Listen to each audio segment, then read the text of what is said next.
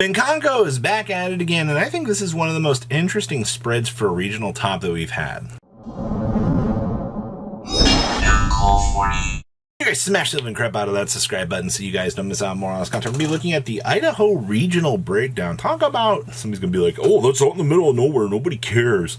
I actually do care because, you know, for this being somewhere out in the middle of Bumble, as somebody's going to comment, this is actually a pretty decent spread in terms of meta representation. Now, when you have two Purely and two Kashtira kind of, you know, duking it out in terms of the top cuts out here, it is kind of nice to see, you know, that spread look very even, all right? It means that there's a lot of competitiveness out here, and players are kind of testing out some of the waters for the best meta variations. Now, we also had two Rescue Ace duelists in the top cut, and to be honest with you, when you have a spread like this and you're letting Rescue Ace just run rampant on your event, Rescue Ace actually ended up winning this regional and came in second place as well, which just indicates that this deck is kind of the nuts. All right, duelists were able to play through the power monsters that are kind of sitting out here in the format,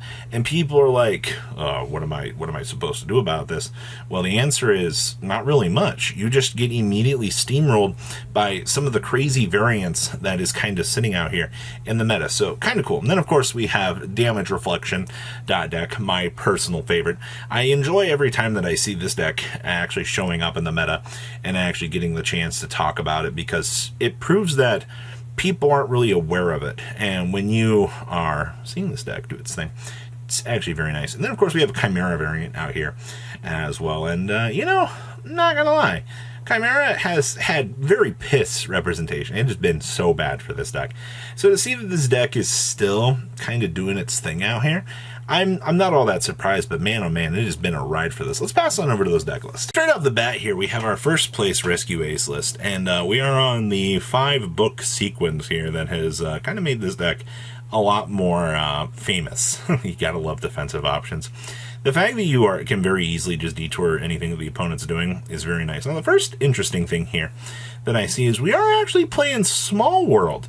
I don't think a lot of people have really considered wanting to play Small World at this point in time, but I mean, when you can get to some very interesting monsters in here as of this version of the deck. So it means you can toggle for any sort of starter that you need to get the deck going. Okay. We're also playing Reinforce down here as well. I don't tend to see this card all that much showing up, but I mean, making your monster unaffected by monster effects is actually not that bad. Especially, we're only playing 1 Turbulence. That is actually wild. Most people swear by this card as a particular 2-of. And I think a lot of the Yugi economy has kind of come to agree with that. So that's kind of interesting. I see that we're citing 1 Nightmare Corruptor Ibley. Oh boy, you know, the Nightmare Corruptor Ibley value that you actually get in a deck like this, you just hand this on over to your opponent stares at it and goes, what am I supposed to do with this? Like, what is this BS? And unfortunately, there isn't really much that you can do. This card puts too much pressure on the opponent, and they can't actually really recover out of it. This has definitely become a new little tech choice that I've seen Rescue Ace doing as late. Next up here, now this is what I would consider more of your standard build at this point. You don't see Reinforce in here, so we got that. We have the double Turbulence, which once again feels pretty standard in my personal opinion. And then you just bring in the books. The books put the pressure on the opponent. Now, one other thing I did see between the two lists here is there's a lot of Forbidden Droplet floating around right now. With Kashtira's relevance kind of kicking itself out of the format, more and more people are heading back to Forbidden Droplet just as that expected control card to make sure that, oh, I don't have to deal with, you know, XBS that's kind of, you know, doing its thing right now. And I do agree with this. I think that this card does a lot for this deck, especially, you know, if you have to play through some pretty unbreakable boards. At least you can go ahead and toss some of the more dead stuff out. So probably post-sighting, I mean, you should have, what, these plus these to handle things.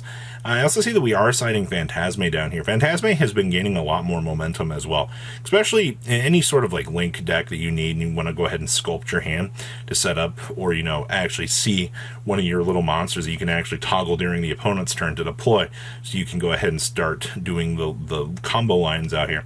It's definitely worth it. We're also doing the Neo Tempest Terahertz line of play. So two very different opinions on what you can do with this deck.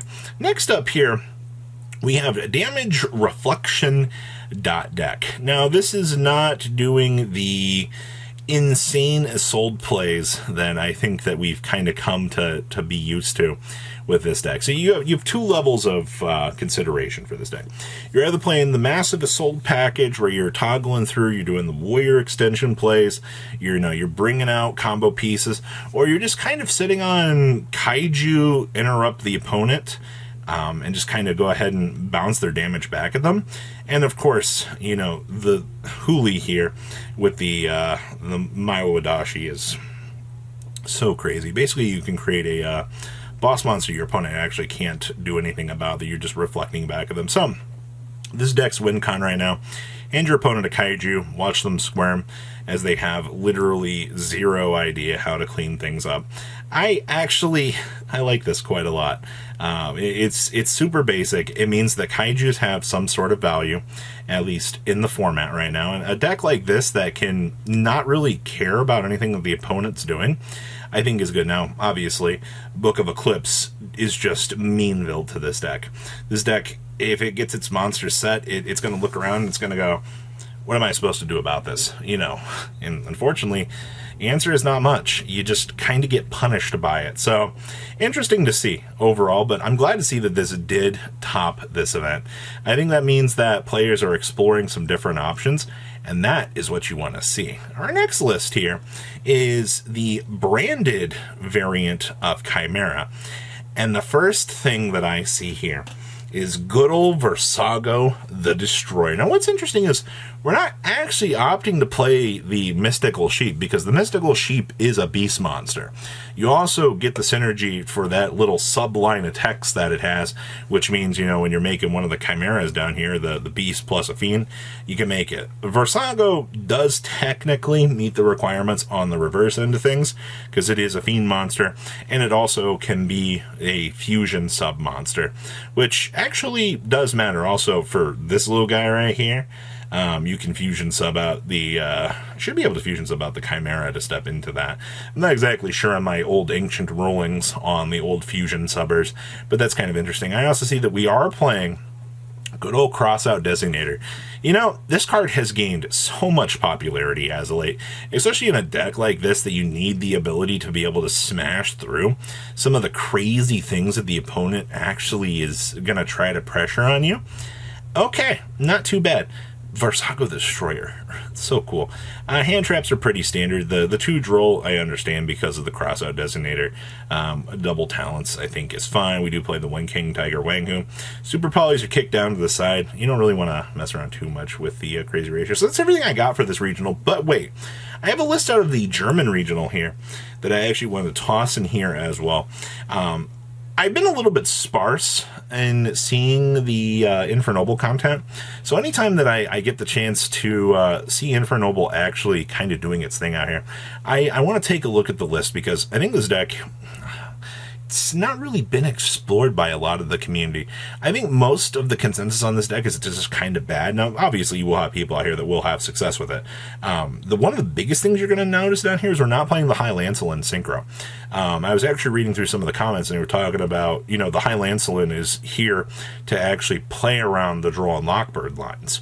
All right, and the fact that they don't have that, he was like, you don't need it. Like, it just kind of leads to maybe not so optimal board. So this build is, if my opponent has the Draw and Lockbird, you know, your opponent's probably going to feel a little bit better than you some days, but that's just kind of how it is. We're not playing any Crossout Designator. We're not playing the Called by the Graves. I still feel like Droll is a massive target here, but Neospace connector into the Aqua Dolphin, as long as you can see this package and, you can slam this on the field to start getting that immediate value away from your opponent, you're probably going to end up in a pretty good position. So interesting to see that. So that is all I have out here for this very interesting regional. Please leave a comment down below. Tell me what you guys think. I'll see your beautiful faces back here later today, guys. Peace. Patrons, thank you.